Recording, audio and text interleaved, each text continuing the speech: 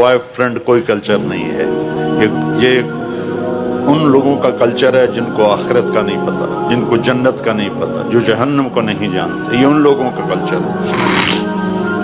اللہ نے ہمیں پاکیزہ زندگی دی ہے، نکاح پاکیزہ زندگی ہے، نکاح، اس کے علاوہ کوئی ریلیشن شپ وہ میرے اللہ کو ناپسند ہے، میرے نبی کو ناپسند ہے۔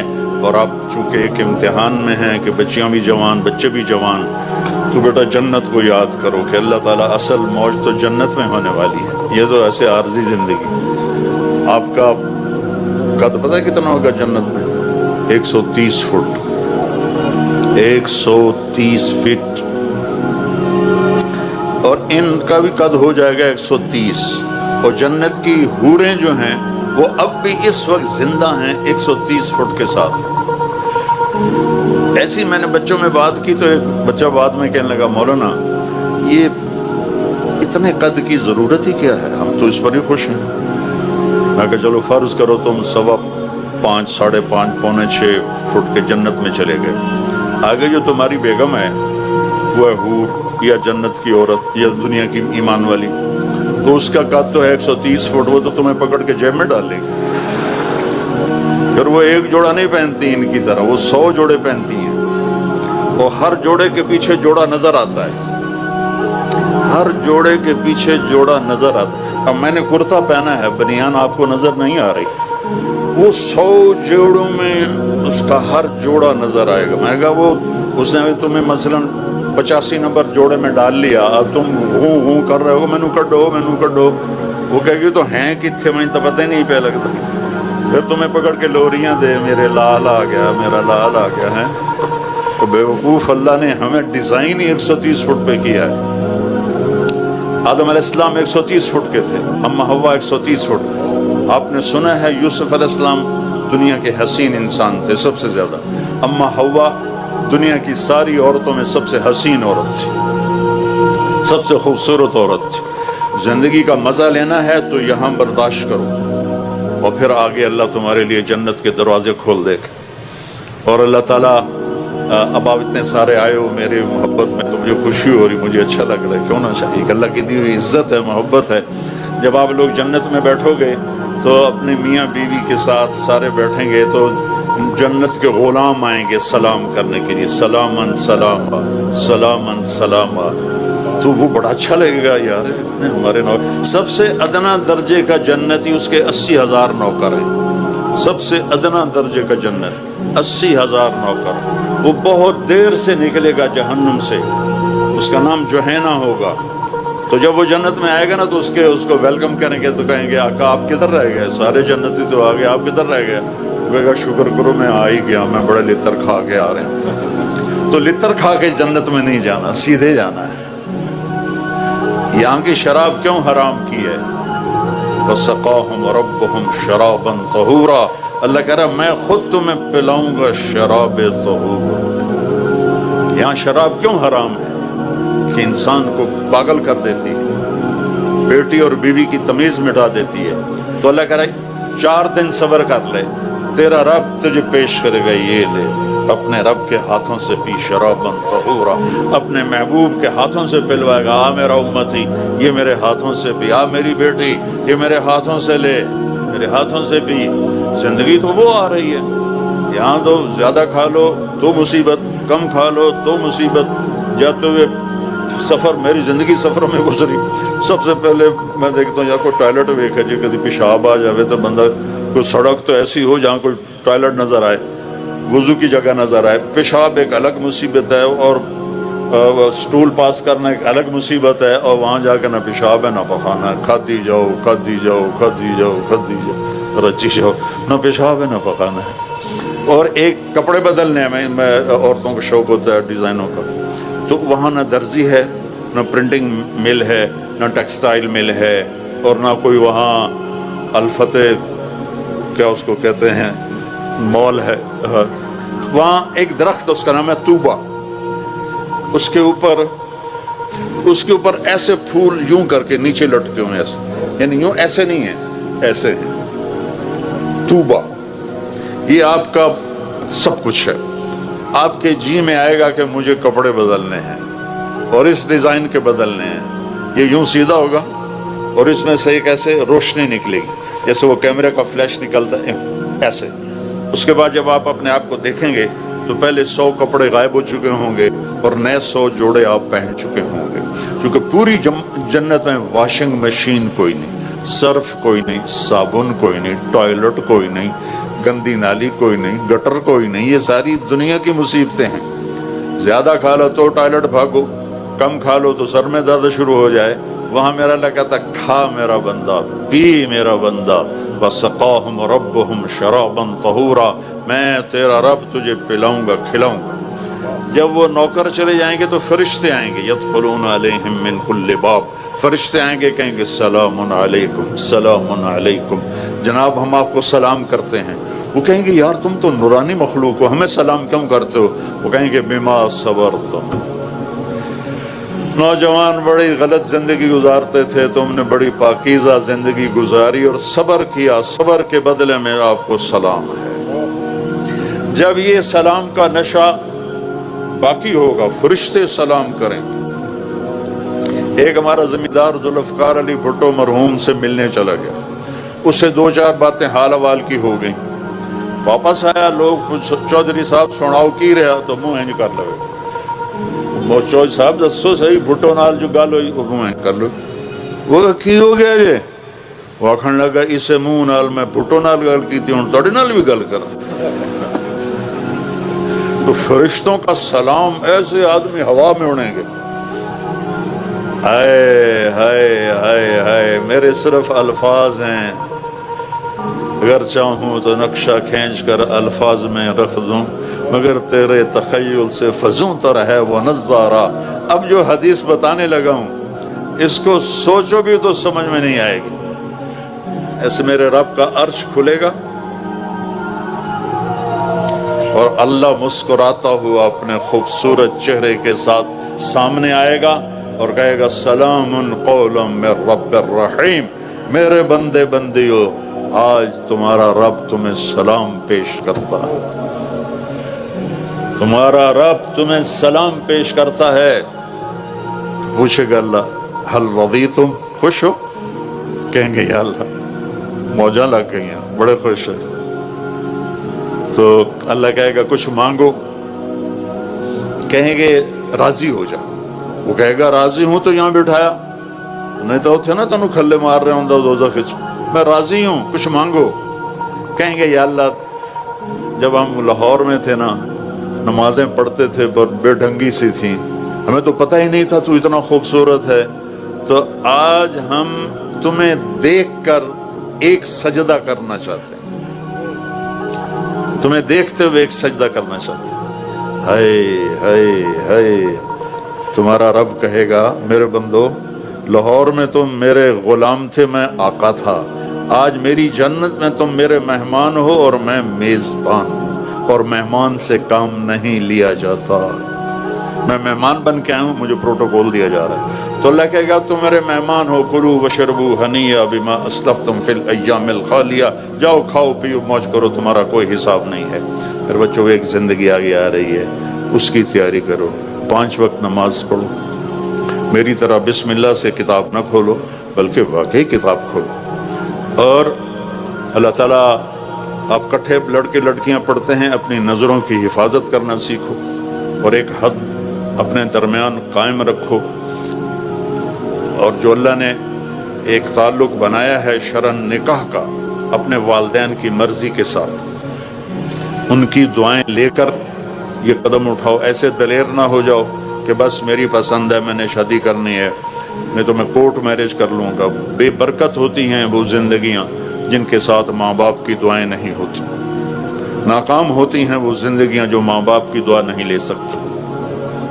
اپنے استادوں کا ادب کرو، جن سے پڑھتے ہو وہ تمہاری زندگی بھر کے تمہارے آقا ہیں۔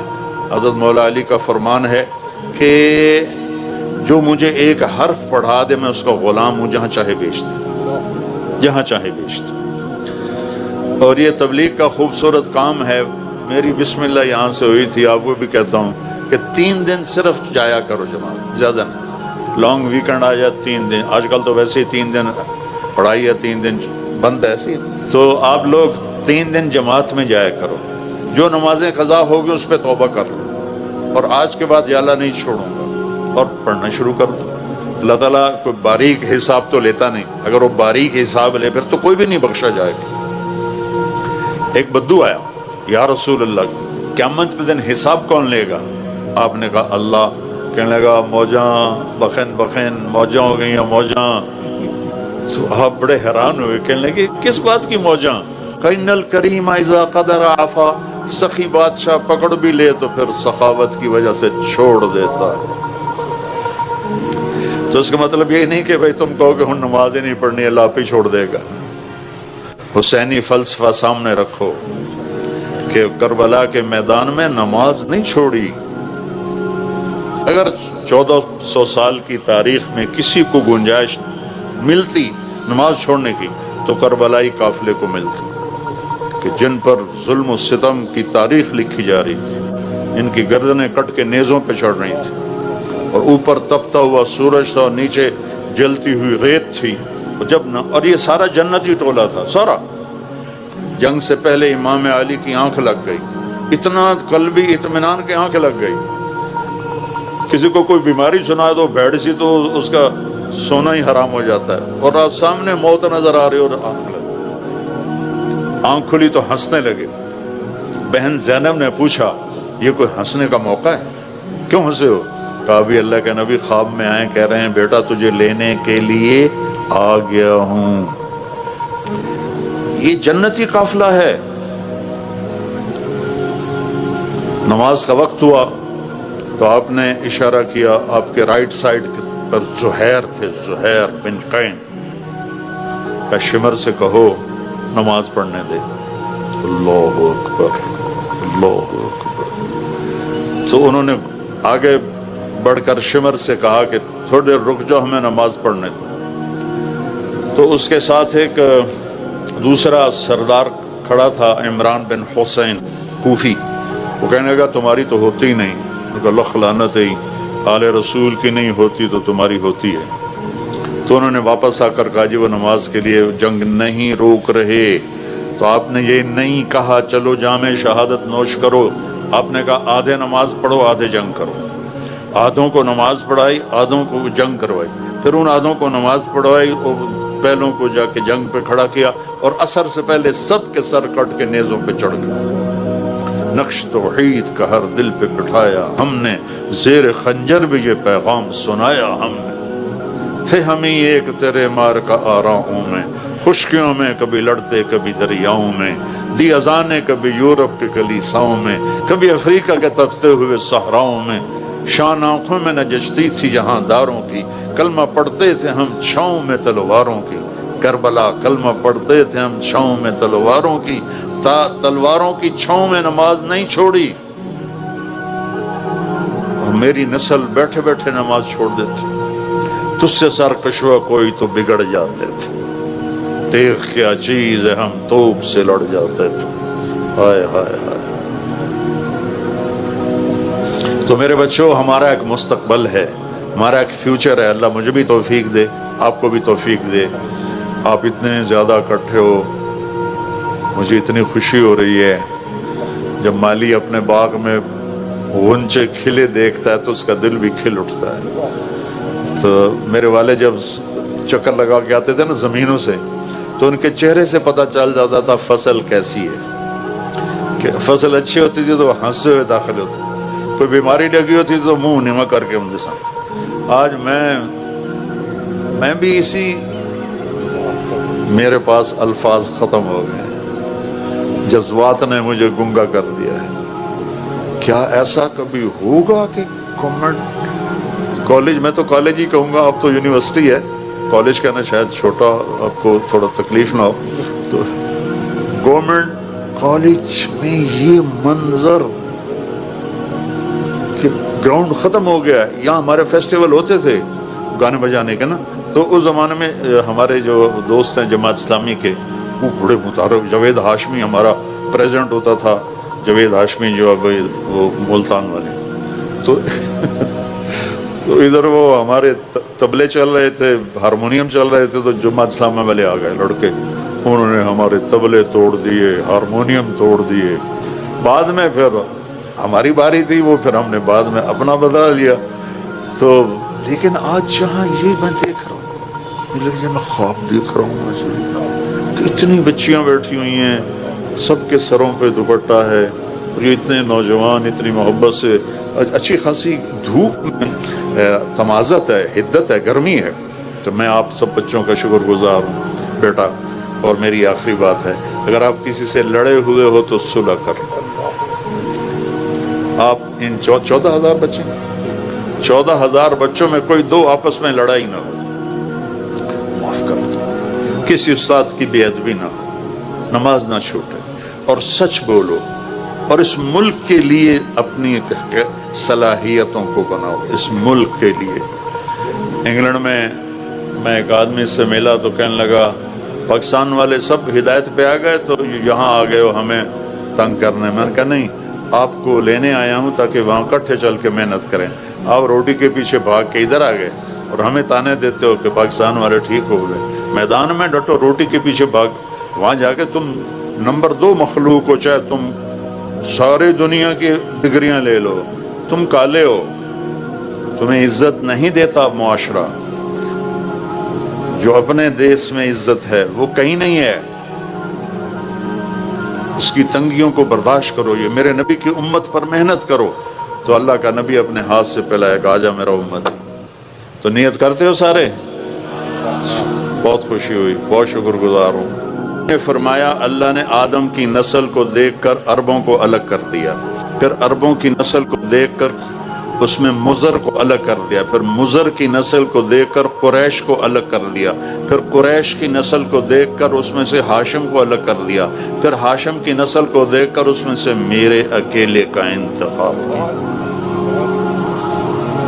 کسی نبی کی پیڑھی آدم تک نہیں ہے، میرے نبی کی پیڑھی آدم تک ہے۔ محمد بن عبداللہ بن عبد المطلب بن ہاشم بن عبد مناف بن قصی بن کلاب بن مرہ بن کعب بن لوی بن غالب بن فہر بن مالک بن نضر بن کنانہ بن خزیمہ بن مدرک بن الیاس بن مضر بن نزار بن معد بن عدنان بن اوت بن حمیسہ بن سلامان بن عوس بن بوز بن قموال بن ابی بن عوام بن ناشد بن حزا بن بلداس بن یدلاف بن طابق بن جاحم بن ناحش بن ماخی بن عیفی بن ابخر بن عبید بن الدعاء بن حمدان بن سنبر بن یسربی بن یحزن بن یلحن بن ارعوا بن عیدی بن زیشان بن عیسر بن اخنات بن ایہام بن مقصر بن ناحد بن زارے بن سمی بن مزی بن عوض بن عرام بن قیدار بن اسماعیل بن ابراہیم بن آذر بن ناحور بن سروج بن رعو بن فائج بن عابر بن ارفشاد بن سام بن نوح بن لامک بن متوشال بن ادریس بن یرد بن ملحلئیل بن قینان بن آنوش بن شیسر بن آدم علیہ السلام بن آدم علیہ السلام۔ اتنا عالی شان ہمیں نبی ملا ہے۔ دیکھو نقل مار کے پاس ہوتے ہو کہ نہیں ہوتے ہو؟ ہمارے زمانے میں تو نقل لگتی تھی، اب پتہ نہیں وہ لگتی کہ نہیں لگتی، وہ لگتی۔ اچھا ایک ہمارا دوست تھا سیدھا سادہ، ہم تو بوٹی بنا کے جاتے، بوٹی کہتے تھے، پتہ نہیں اب کیا کہتے ہیں، تو وہ لکھ کر نا وہ ناک صاف کرنے والے رومال میں ڈال کر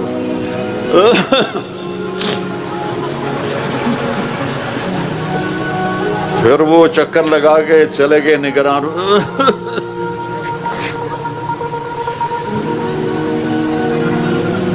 وہ ایک سیدھا سادہ دیہاتی تھا، بڑے زمیندار تھے، وہ پوری کتاب ہی جیب میں ڈال کے چلا گیا اور کھلا چولا پہن لیا۔ امتحان دیتے ہوئے یونیفارم کی پابندی نہیں تھی، تو کھلا چولا پہن کے گیا، اور تو اس میں نا اس نے پوری کتاب ڈال دی۔ تو ہم ایسے بیٹھے تھے، وہ مجھے نظر آ رہا تھا، میں اس کو یہاں سے یوں دیکھ رہا تھا۔ تو جب وہ نگران چکر لگا کے جاتے تو وہ کتاب کو نکالنا شروع کرتا، وہ یہاں آ کے پھنس جاتی، یہاں اس جگہ۔